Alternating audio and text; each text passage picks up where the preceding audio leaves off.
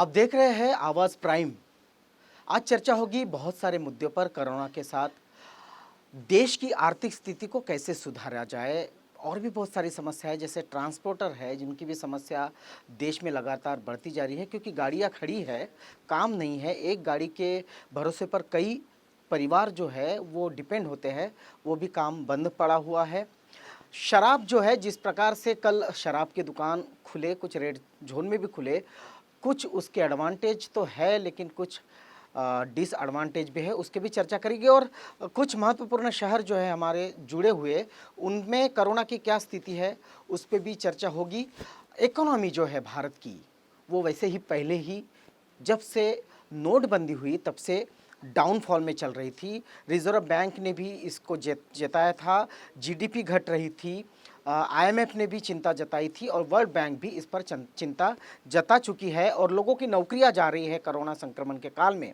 और आपको बता दें कि हमारी जो अर्थ मंत्री है निर्मला सीतारमण, जो चीज़ें उन्होंने करनी चाहिए, जिन चीज़ों को आगे आकर रखना चाहिए, जैसे कि कुछ लोगों से बात होनी चाहिए, अर्थशास्त्रियों से बात होनी चाहिए, रिजर्व बैंक से बात होनी चाहिए, वो बात विपक्ष के नेता राहुल गांधी, वो जो चर्चाएं है वो राहुल गांधी कर रहे हैं। हाल ही में हमने सुना कि उन्होंने फॉर्मर आरबीआई के जो गवर्नर है रघुराम राजन, उनसे चर्चा की थी कि देश की अर्थव्यवस्था को किस तरह से पटरी पर लाया जाए। और आज फिर उन्होंने बात की अभिजीत भट्टाचार्य, जो कि आर्थिक विशेषज्ञ है और आर्थिक विश्लेषण के लिए उन्हें नोबेल पारितोषिक भी दिया गया है। उनसे उन्होंने बात की, कुछ खास मुद्दे जो है उन्होंने डिस्कस किए, उसको हम आपको पढ़ के दिखाएंगे।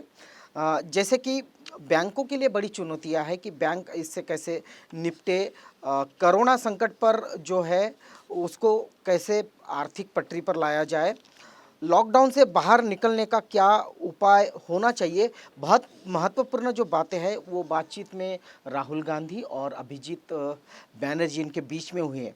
उनका ये कहना है कि अ, कैश की दिक्कत जो चल रही है, बैंकों के सामने कई चुनौतियां हैं और नौकरियों की चुनौती है, उनको किस तरह से हमें बचाना होगा। इस पर अभिजीत बैनर्जी कहते हैं कि बिल्कुल सच होने जा रहा है कि देश में आर्थिक पैकेज की दरकार है। हम आपसे बार बार ये कह रहे थे कि पीएम केयर फंड में पैसा जा रहा है, लोग मदद कर रहे हैं, लेकिन केंद्र सरकार की तरफ से कोई भी मदद, आर्थिक पैकेज किसी भी तरह के, ना स्मॉल स्केल इंडस्ट्रीज़ को, ना मज़दूरों के लिए, ना जो प्राइवेट सेक्टर में लोग काम कर रहे हैं जिनकी नौकरियां बंद हो गई है, और उसमें से कितनी नौकरियों पर लोग वापस जा पाएंगे, ये भी बड़ा प्रश्न है। तो इस पर अभिजीत जो है बैनर्जी कहते हैं कि अमेरिका जापान जैसे देशों ने किया है, हमारे यहाँ वो नहीं हुआ।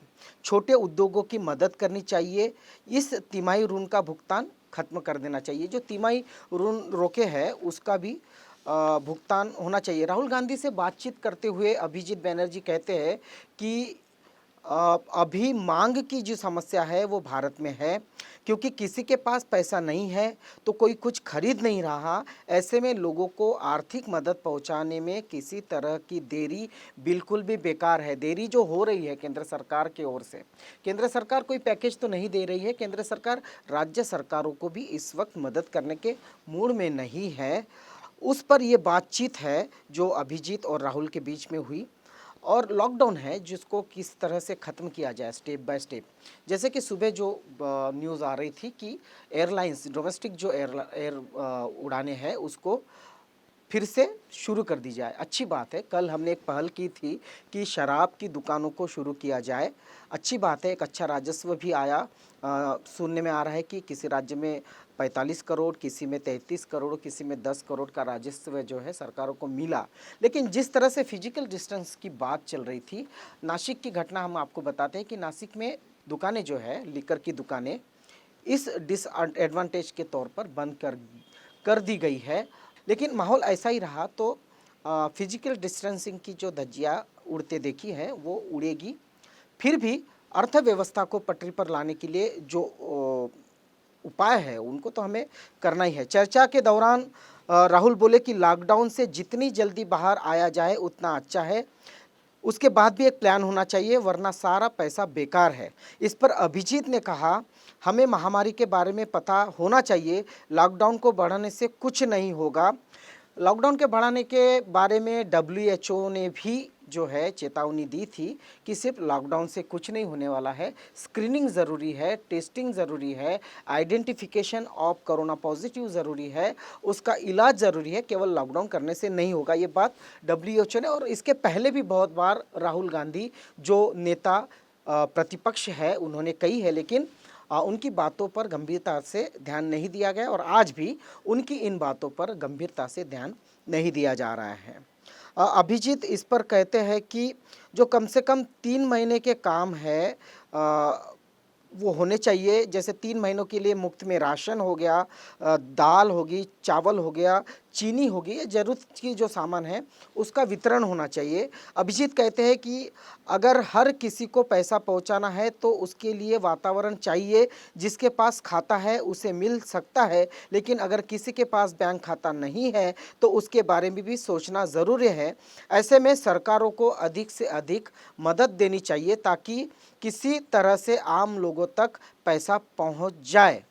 ये बड़ी बात है कि जिनके अकाउंट में पैसा, जिनके पास अकाउंट है उनके अकाउंट में पैसा पहुंच जाएगा, लेकिन जिनके पास अकाउंट नहीं है उनका क्या होगा? क्या उनको भूख नहीं लगेगी, उनको प्यास नहीं लगेगी, क्या उनको कोई ज़रूरत नहीं है? तो ये प्रश्न बड़ा वाजिब सा प्रश्न अभिजीत बैनर्जी ने उठाया है कि जिनके पास अकाउंट नहीं है उनको भी पैसा पहुँच जाना चाहिए। लॉकडाउन जो धीरे धीरे हटाएंगे उसके हिसाब से वो कहते हैं कि केंद्र को गरीबों के लिए नई योजना लाने की ज़रूरत है, वही राज्य और जिला अधिकारियों को गरीबों को लेकर सीधा लाभ पहुंचाने की ज़रूरत है। अभिजीत बताते हैं कि इंडोनेशिया इस वक्त लोगों को कैश ट्रांसफ़र कर रहा है। इंडोनेशिया एक छोटा सा देश है, हमारे देश जो है उसमें से किसी भी 2 राज्यों को पकड़ लिया जाए तो उसका जितना क्षेत्र या उसकी जितनी लोक संख्या होती है उस हिसाब से इंडोनेशिया इतना ही बड़ा देश है, पर वहाँ जो है डायरेक्ट टू डायरेक्ट लोगों को पैसों के कैश की ट्रांसफ़र की जा रही है। सरकार से अधिक लोगों को पता होता है कि इस वक्त पैसों की ज़रूरत है। ये बड़ी बात अभिजीत कहते हैं। बहुत सारी बातें हैं इन दोनों के बीच में, बहुत सारी चर्चा हुई, लेकिन पूरी चर्चा को हम नहीं यहाँ बता सकते। लेकिन एक बात है कि इसके पहले भी राहुल गांधी ने रघुराम राजन से बात की थी और लगातार केंद्र को और आर्थिक मुद्दे पर और लॉकडाउन के मुद्दे पर राहुल गांधी लगातार घेर रहे हैं। राहुल गांधी की ओर से केंद्र सरकार पर निशाना साधा जा रहा है, वो चाहे कोरोना वॉरियर्स की टेस्टिंग पे हो, प्रवासी मजदूरों की घर वापसी का मुद्दा हो या आर्थिक जो मुद्दा है उस पर भी अगर हम बात करते हैं तो लगातार राहुल गांधी जो है सरकार को घेर रहे हैं।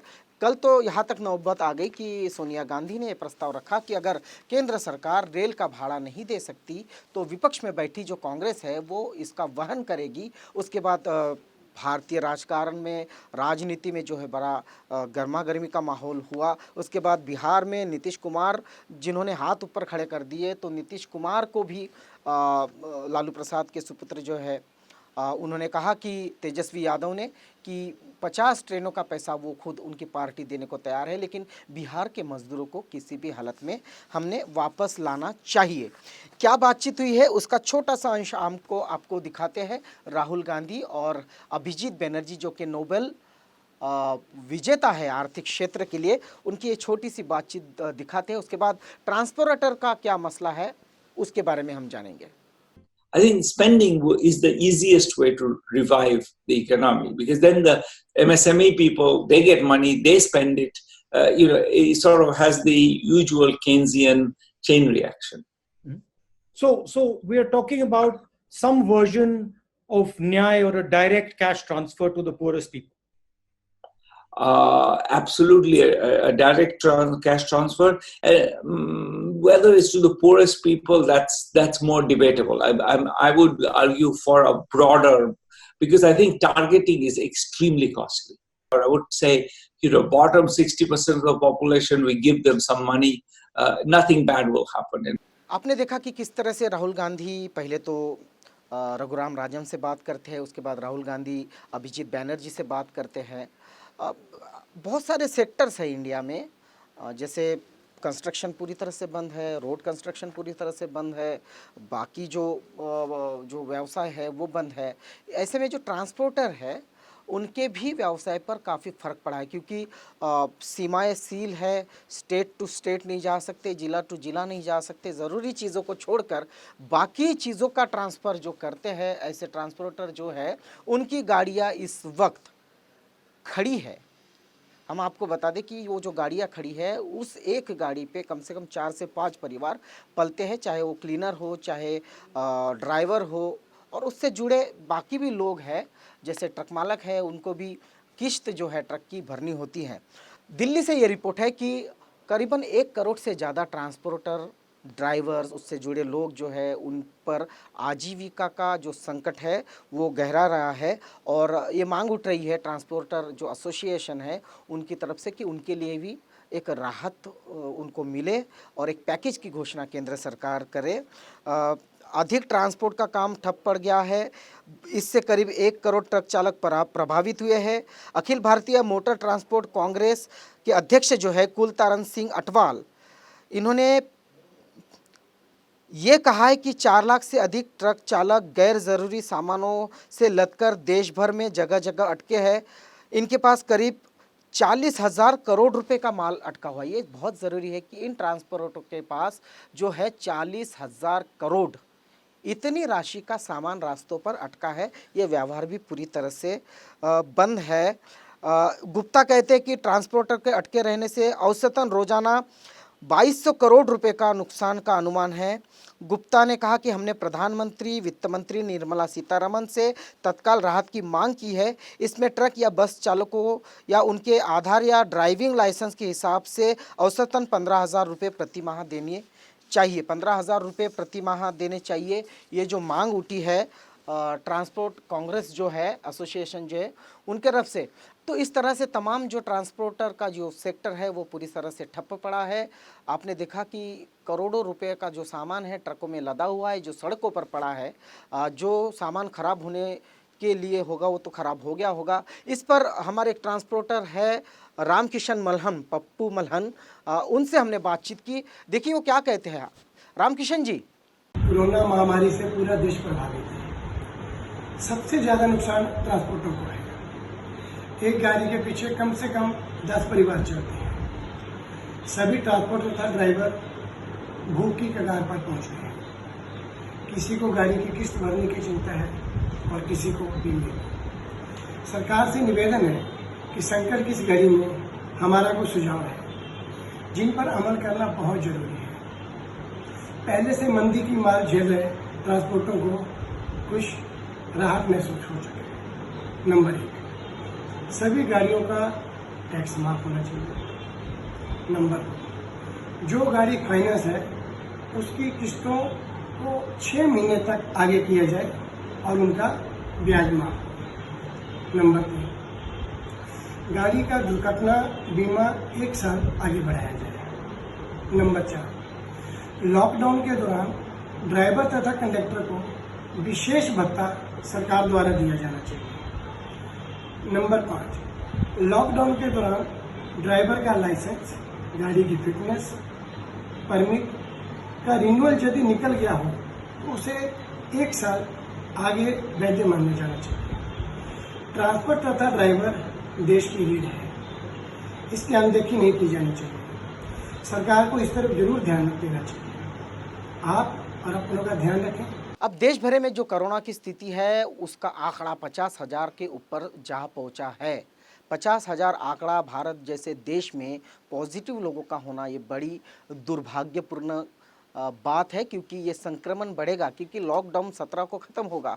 हमने अमूमन बहुत सारे शहरों में देख रहे हैं कि लोग बाहर निकल रहे हैं।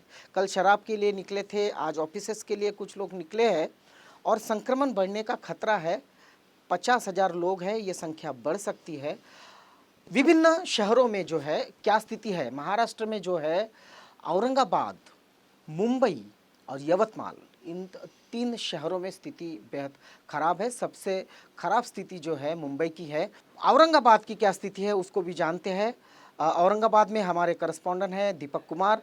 औरंगाबाद का जो आंकड़ा है वो 350 के ऊपर जा पहुंचा है, संक्रमण बढ़ रहा है। औरंगाबाद से हमारे करस्पॉन्डेंट हैं दीपक कुमार, उनसे हम बातचीत करते हैं कि औरंगाबाद की क्या स्थिति है। औरंगाबाद की जो स्थिति है वो 350 के ऊपर आंकड़ा चला गया है, संक्रमण बढ़ रहा है। दीपक कुमार जी बताइए। हाँ प्रीतम जी, औरंगाबाद की आज की स्थिति जो है वो 321 के आसपास है और ये औरंगाबाद की स्थिति है।